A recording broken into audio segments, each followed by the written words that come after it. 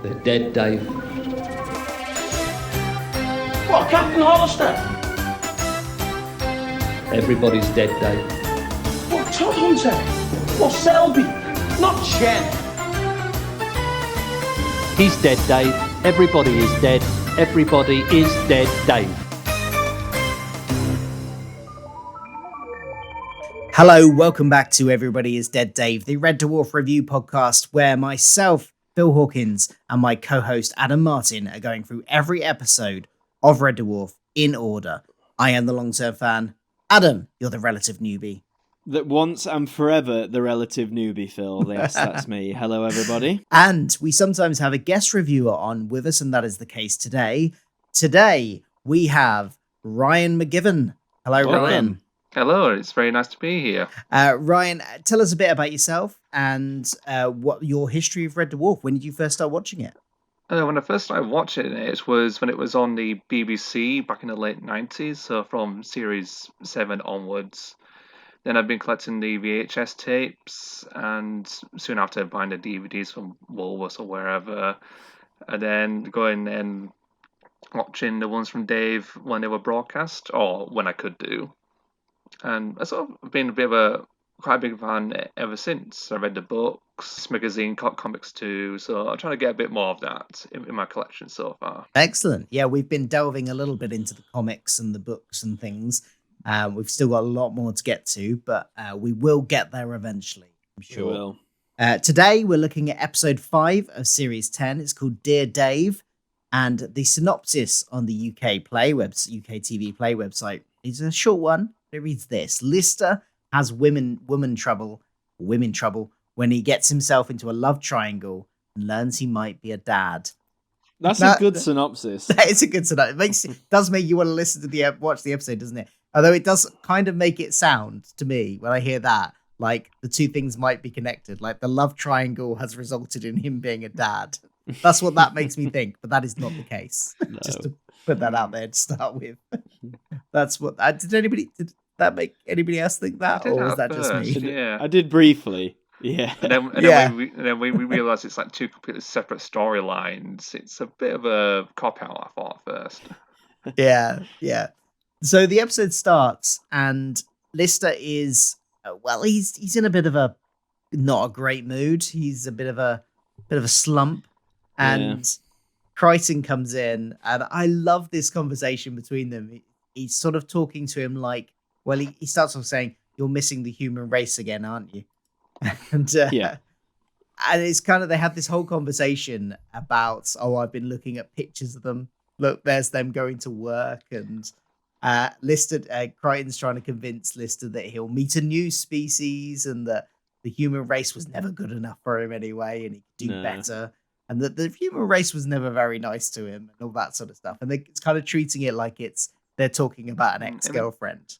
I like the little line where he says, "Oh, the human race had legs." That got a chuckle. Been in this out. sort of situation a few times. He's been in this depressive slump at the beginning of Time Slides, and then Balance of Power. Yeah. So it's always interesting how he periodically gets this sort of reminder that he's the last human being alive. Yeah. It's a nice reminder, really, I think, because, even though this is a comedy, in that situation, you would probably have moments where you're like, oh, yeah, I am literally the last of my species and there's no way another one's coming. So, I agree, Ryan. It's a nice, I wouldn't say, call back in a way, isn't it? But, or like you said, a reaffirmation that he is the last human.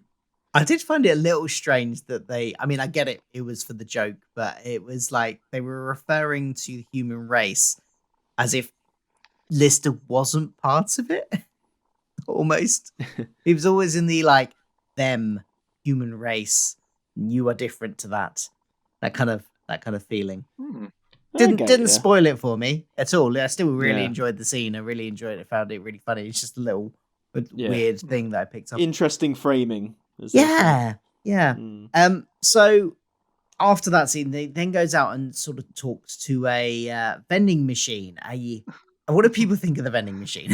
The first vending machine. I think they're really great. I mean, it sort of bring the whole place alive, and because they did it in series 1, But I think in this episode, they really kind of shown them a bit more yeah. personality towards them, and each of one of them's got a different background and personality. This one is you talk about having different personalities. This one, if I had to describe their personality in one word, I would probably say creepy. Yeah. She watches him through the gap in the door to his quarters. But it's fun though, and I mean, like Ryan said, it makes the place feel alive. And obviously, we've dabbled with bits of machinery on Red Dwarf having sentience. I mean, lest we forget Talkie Toaster, the best character in Red Dwarf, who hasn't yet made a reappearance. So no, I agree. I like this as well, that each of them has a different personalities. Minor spoiler for Ed, I only wish we saw more of them than we do. Yeah. It's a shame we don't get more recurring ones. Like, we've had Talkie a few times, but not for a long time. It'd be nice to see some of these vending machines maybe come back. That would be quite good. This one is like got a bit of a crush on Rimmer by the looks of it, and a little bit of a creepy crush, as you know, basically peeping Tom on him into the room. So I think this might be the. Was anybody else already picking up that this might be the beginning of the love triangle storyline, or was this was that far from your mind when you were watching this? I think it wasn't until I speak to the French vending machine that I thought that was going to be a bit more of a love triangle thing happening there. Yeah, I agree with Ryan. With the first one, I think the first one he chats to is number 23, I think, or Yeah, I just thought that was like a random funny conversation, that didn't really have any full bearing on the plot, if you like. But but like Ryan said, by the time we get to number 34, the French one, yeah, that's when it clicked. Then we get a little scene. Rimmer is training, I guess, for Subutio tournaments. Yes. At least I have to check this because it is a very dated reference in some ways. Adam, do you know what Subutio is? No, should I? Okay, there we go. Yeah, I thought it might be. I take it you two do. So I've got an idea. I think it's tabletop football. Yeah, isn't it? it's like a little tabletop football game. So you have these little figures that are on these like domes, so they rock. Right. And you basically have to flick them. Hence him training his fingers. So you flick them to hit the ball. So you hit the character into the ball and then try and get it. And when was this popular, Phil? Do you want to give us a year on that? So... Well, I can't remember when it first came out, but I remember it still being popular in the early 90s. Okay. And you could go into any toy shop, and in the very early 90s, you could buy all of the Premiership football teams in their kits. So you get the like. I'm not a sports fan, so I never got into it, but I still know about it. My brother had a set. And so you'd have however many team members a football team has. I don't think it's 11. Okay, 11. Yeah. At least 11 in this set in the right team strip for that year, and you could buy them and build up your team and fight. People took their teams to play against other people and things like that. And you get a little it was like this little model game. Sort of like, I guess it was kind of like the equivalent of like Warhammer, but for sports fans. I mean, I thought he'd made it up. So when he said it, I was like, I've never heard that word in my life. So there you go. Now as we often do on this show, we've educated Adam about some early 90s, 8/80s. First it was Shake and Vac, now it's this. Yes, absolutely. Yes. So the JMC computer has apparently received lots of letters recommending Rimmer for, high honors and promotions and stuff. And this kind of builds, and I like the way this builds with Crichton talking about it and how all these letters they've been receiving and blah, blah, blah. But then we get the reveal that actually they all came from Rimmer himself. Yeah, which sounds about right. Yeah, absolutely. And what I want to know is, why is this computer still like making decisions about like, who is this computer? Because the computer used to be Holly. Yeah. But now there's this separate JMC computer that makes decisions about promotions and demotions and stuff. And I'm pretty sure that's factored into a previous episode or maybe it's a future episode. I can't remember now. but I think it's going to come up again. I think there are references to Holly coming later on, and how this is basically just like a backup computer. Oh, okay. And yeah, maybe. Yeah, because I don't know if whether Norman or it was the other lady who played Molly. Hattie Hayridge. I don't know if they were available or not to come back, but it might be because they didn't want to replace Holly such, but just wanted to put as a sort of backup computer there, just to make the plot go forward a bit. Yeah. I do miss Holly personality. Oh yeah, gotta miss Holly. What I like though is when we go to is the next scene's where he confronts Lister in the cockpit, isn't it? Where he says like, a great line. You seem depressed. Time to man up. Listen to some brass band music. Also, because the computer has worked out that it is him sending the letters and realizes that they've looked into Rimmer's record, and they're actually going to demote him unless he can make a case to why he shouldn't be demoted. He's going to be demoted to third technician, so basically on a par with Lister, and he's not happy about that. He's like, who am I going to boss around? I'll only have you, Crichton, to boss around.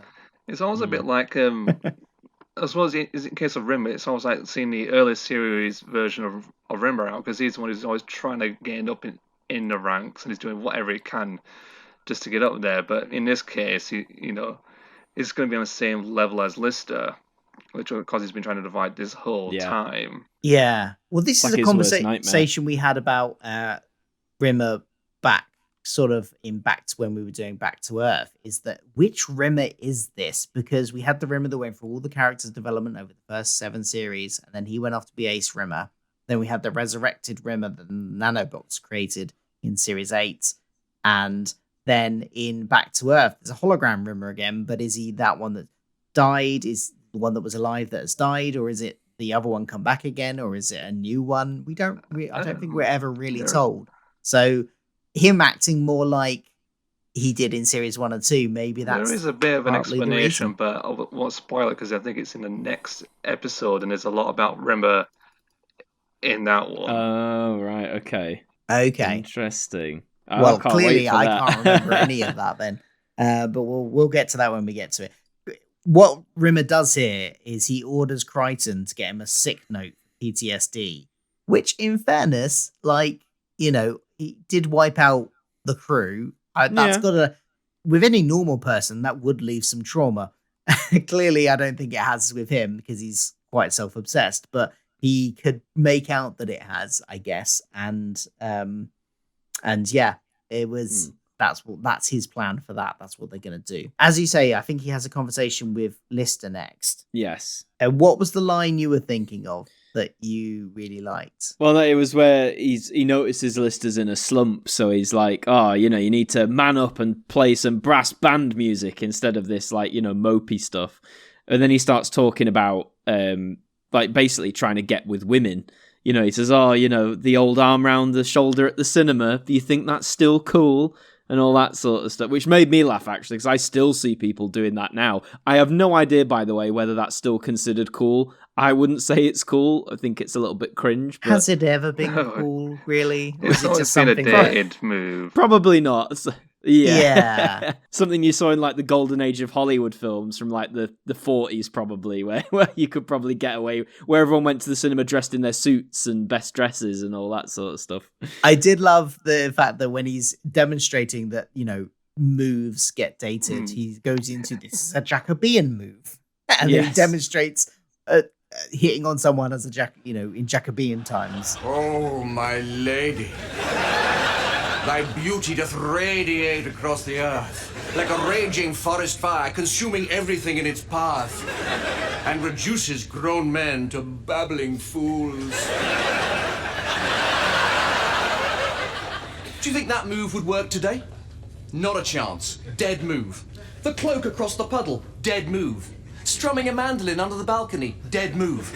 The irony is you could definitely see Rimmer doing all of those things if presented with the option. Yeah, absolutely.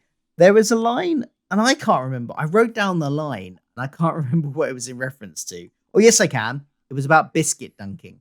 They had a conversation about dunking biscuits and how Lister is dunking them just in the water in the fish tank. He can't be bothered to go get the tea, and that's a sign of his depression. And one line that did make me giggle was when Rimmer says to him, As long as it's wet and melty, you don't care where you stick it. which obviously is there for the double entendre, but it's yes. about biscuits, guys. It's about biscuits. I mean, I don't know what you thought of the whole biscuit gag, Ryan, but I couldn't get into this gag at all. Really, I don't know why. I mean, it's something I want to see him get what it was actually about, but it's not the best gag. And it's not something that really, it's not the best bit. Basically. No, yeah. Did you really enjoy it, Phil? The biscuit gag? I liked that one particular line, yeah. Oh, okay. But, the rest of it around it, I wasn't that fussed about, but I liked that line. That line made me laugh. Yeah. Then we get vending machine number 2, a saucy French vending machine, or just a French vending machine, I guess. Probably the fact that it's Lister kind of flirts with it a bit is it's quite funny because he flirts with her like, oh, you got a new paint job, you look a bit different, you got to do blah, blah, blah. And then she's having none of it. Are you eating on me? I'm a vending machine. Why are you trying to eat on me? I'm not trying to hit on you. You so are. No, I'm not. I'm really not. You just make good coffee, that's all. New facade. You look shiny as that was a move. It was not a move. It so was a move. You were putting a move on me. You're getting the wrong end of the stick. It was not a move. Now, please. Why are you eating on a dispensing machine? Who does that? I love the bit where she's like, he touched my logo. Yes. He but put also, his hand on my logo. do these vending machines all serve the same thing? Well, I don't know. Or do those two in particular? Because he gets coffee from both of them, doesn't he? I think they probably have like a lot of staples. Bearing in mind how big the ship is, you're gonna want a vending machine with coffee. Like, I assume this one is near the drive room and the other one is near his bunk. So I guess so. Given there's a distance between that, I mean, as a coffee drinker myself, I want coffee to be available. Although I probably wouldn't get it from a vending machine, but that's just my coffee snobbery. I would want coffee available at all locations. So, yes. Yeah, I think they both serve coffee. Maybe they vary it up in the types of chocolate bars they offer. Possibly. But she's like, "Why are you hitting on a vending machine? What is wrong with you? Who does that?" I know, it's a great gag, isn't it? I love the secondhand embarrassment as well when the others like start coming in and the vending machine's like still going on, like saying he tried to do this and Lister's just like cringing in his own skin. I thought, yeah, great gag. Absolutely. Yeah. I mean, I like how it just carries on towards the end. I don't think that's with the third, or was it the first vending machine where she wants to turn around and see the other end of the corridor. Oh yeah. Yes, yeah, that's good. Yeah.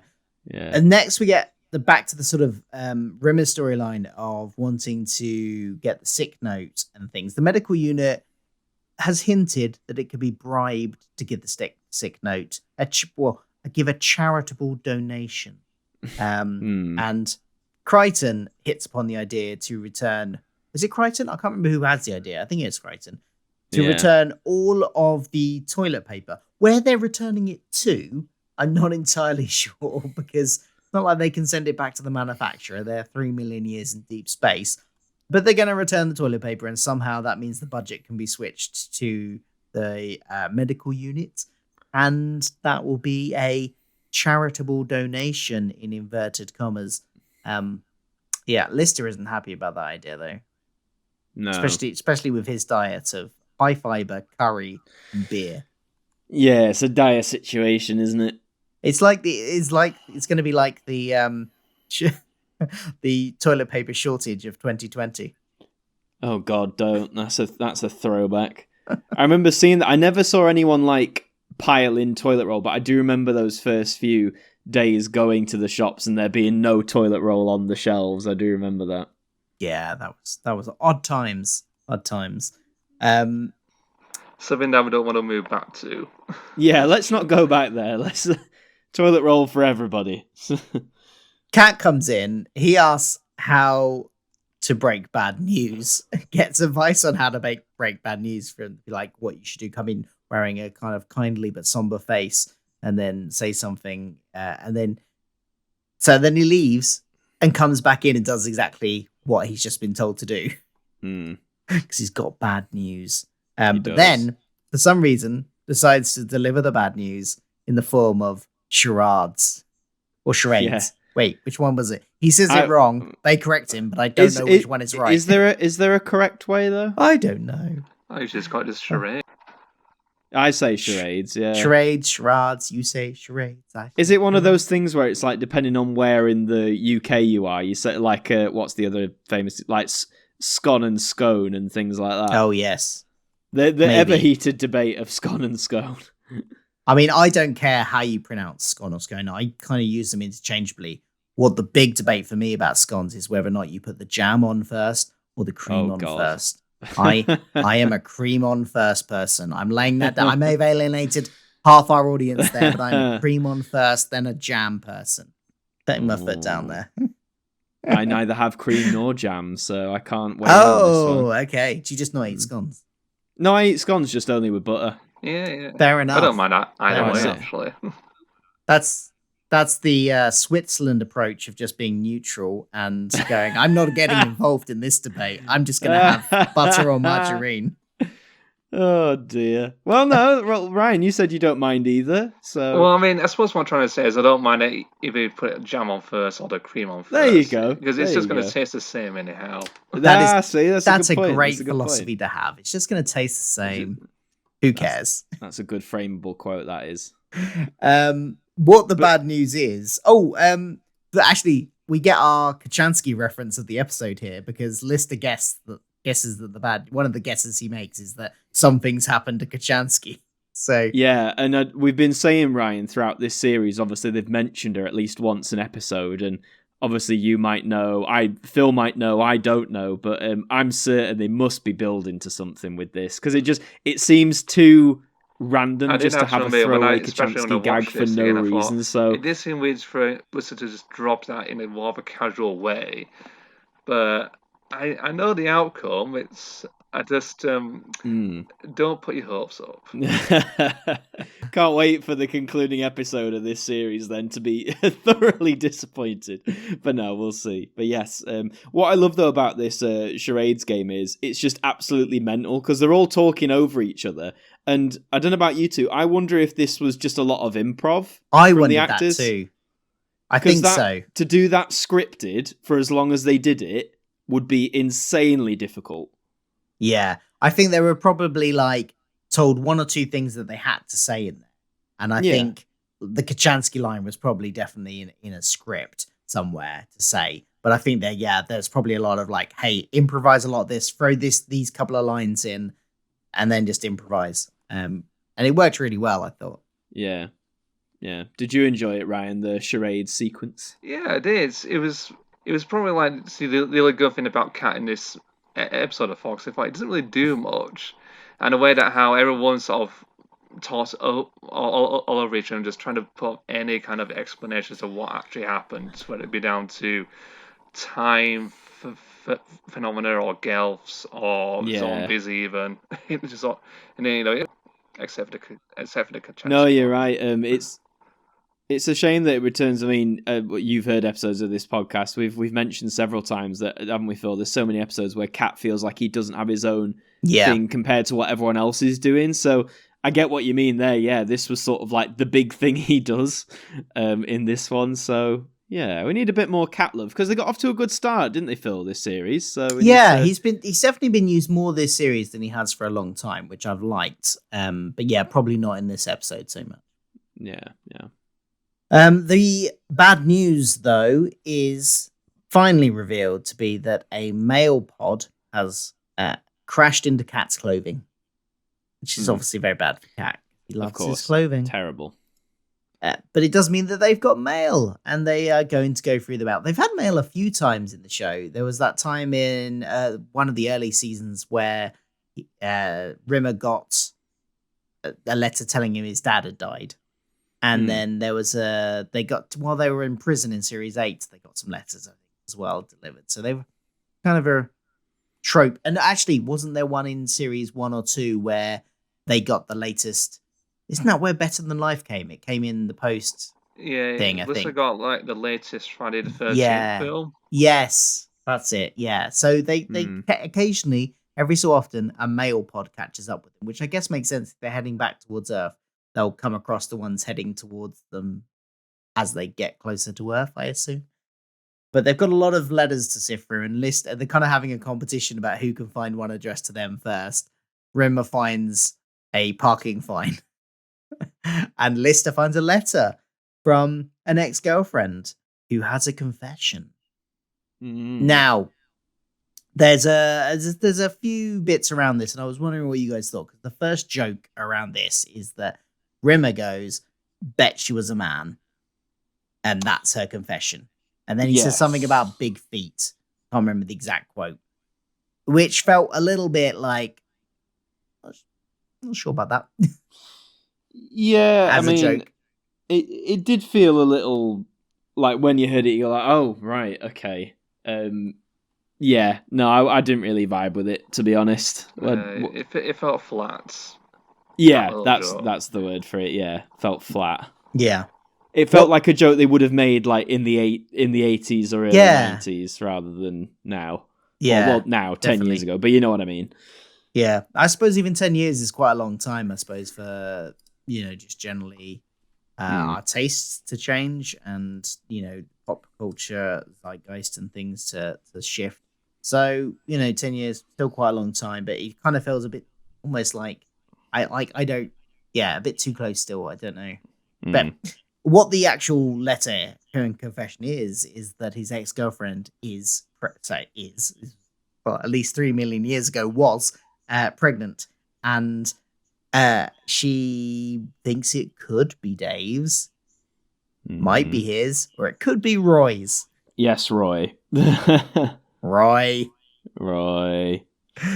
So the implication, because he's been talking about how they had this wonderful relationship with one woman that didn't split up with him, only broke up because she had to move for a great work opportunity, and so in his mind, this is kind of like this was a great relationship, and now he's kind of found out that there was another guy potentially at the same time called Roy.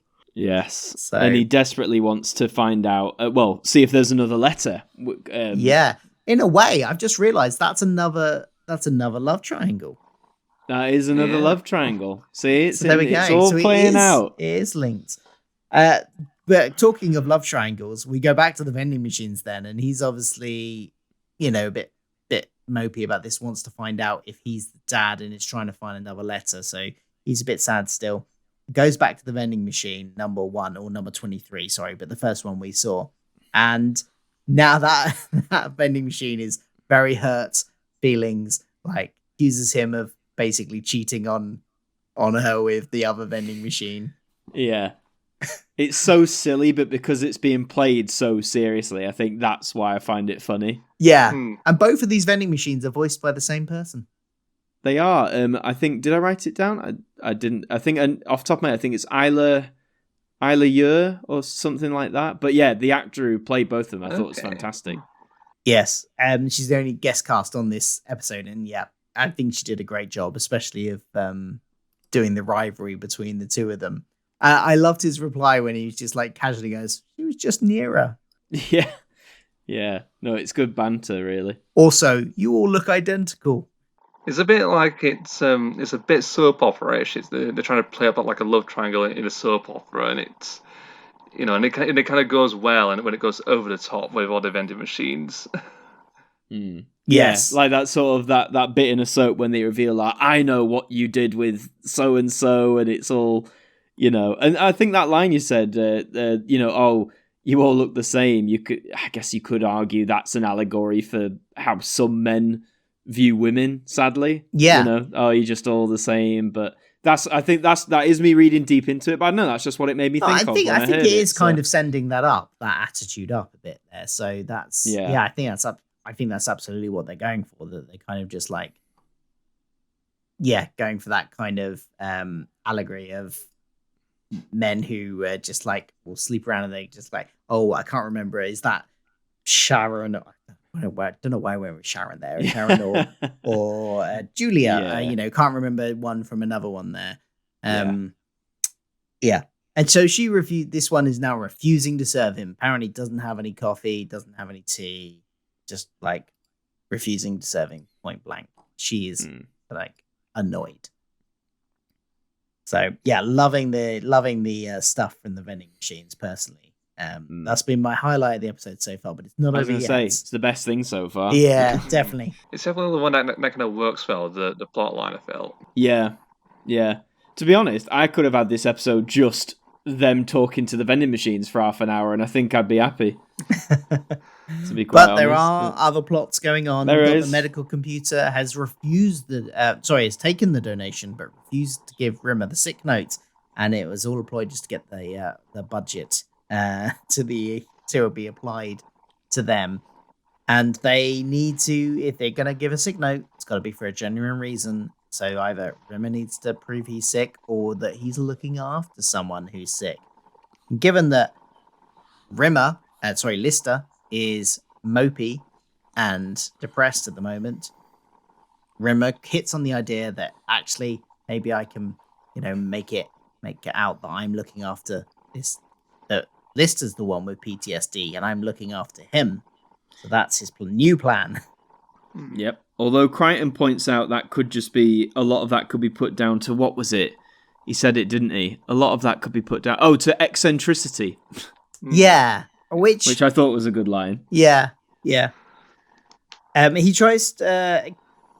Kat, mate, there's this whole scene where Kat is trying to cheer Lister up, and ends up just making it so much worse, because he's like, starts off with some advice of, just don't think about it. Don't think about it. Don't think about your ex that has the kid stuff. Put it out of your mind. But then he keeps on, don't think about how, she was, smiling with Roy and how holding hands as she walked along a romantic walk with him and stuff like that. Keeps on piling it on top and on top and on top. What did you guys think of this scene? Do you think it worked? I think with Kat, it's like he's.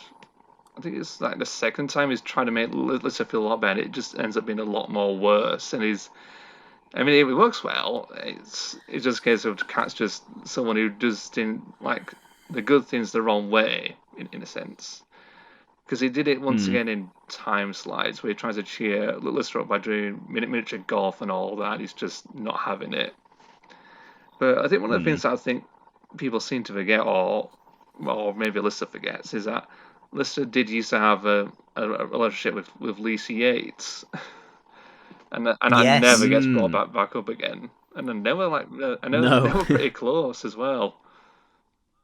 Yeah. Yeah. Is it one of those Red Dwarf continuity things where like something like that you think, yeah, that'll get mentioned, and it never gets mentioned again, yet the tiniest sliver of continuity gets all the focus in the world. I remember someone saying to me not long ago, when you think about Red Dwarf, don't think about the continuity, because it just gets all muddled up the more you watch it.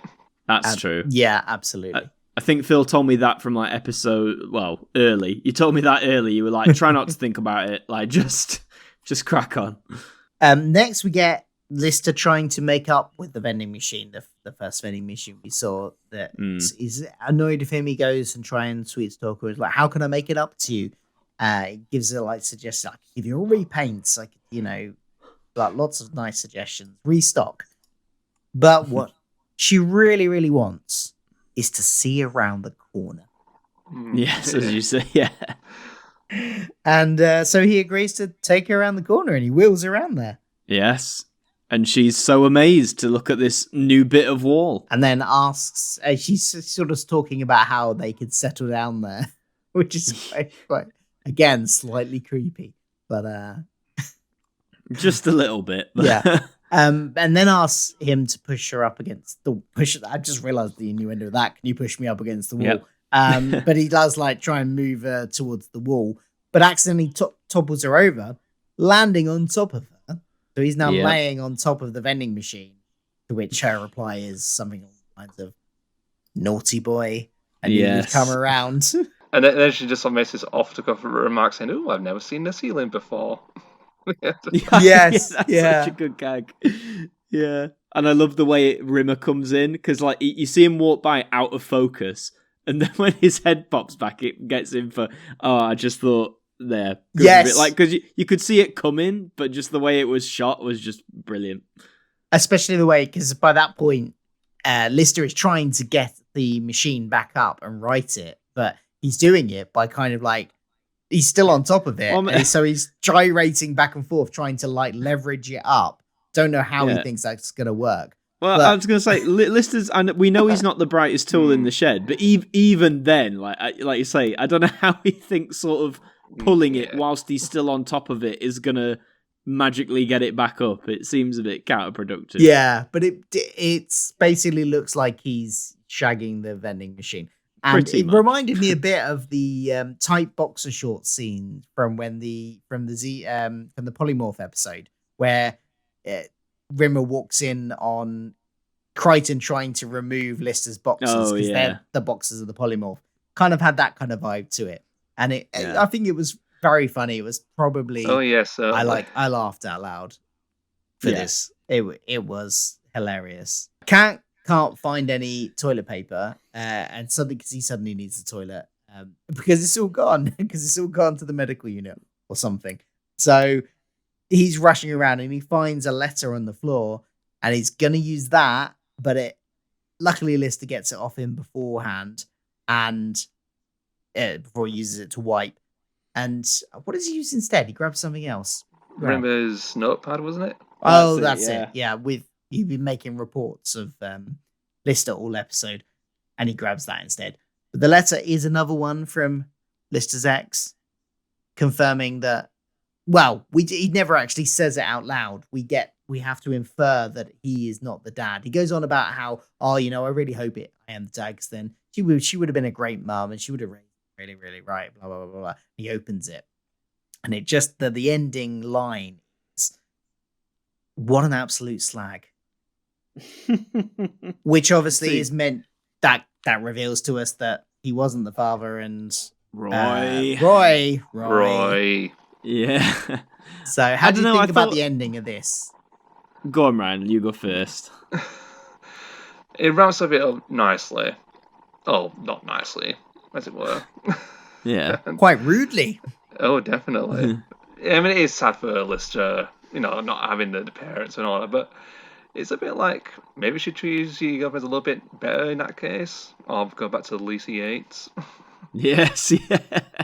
In a what if timeline, it would have been about her instead. You're right. I mean, it does wrap it up. Like, it's a very succinct end. But I think personally, I would have liked to, if they had the time to go down the route of like him reading out the letter and maybe at first implying that maybe he is the father, and then the crushing blow is like the last line where it says, "And so me and Roy are expecting." Do you know what I mean? Something like that. I feel that could have had for me at least, a more like punchier ending. But it's not the worst Red Dwarf ending we've ever had, I don't think. I mean, Phil, what did you think? Yeah, it was okay. I was a bit like, I don't know, a bit like, it was like, oh, okay.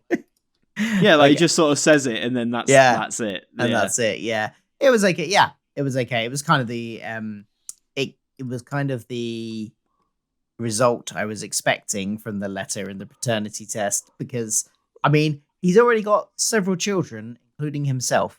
So let's not get into that. He has children in multiple universes. He is his own father. There's he doesn't need any more kids. So there's that. And that's where the episode ends. So that is Dear Dave. We have our regular features, which we do on the show, which is choosing our favorite character, choosing our funniest moment, giving it a mark out of 10 scutters. So starting off with favorite character, Ryan, who is your favorite character in the episode? I go for Rimmer. He's okay.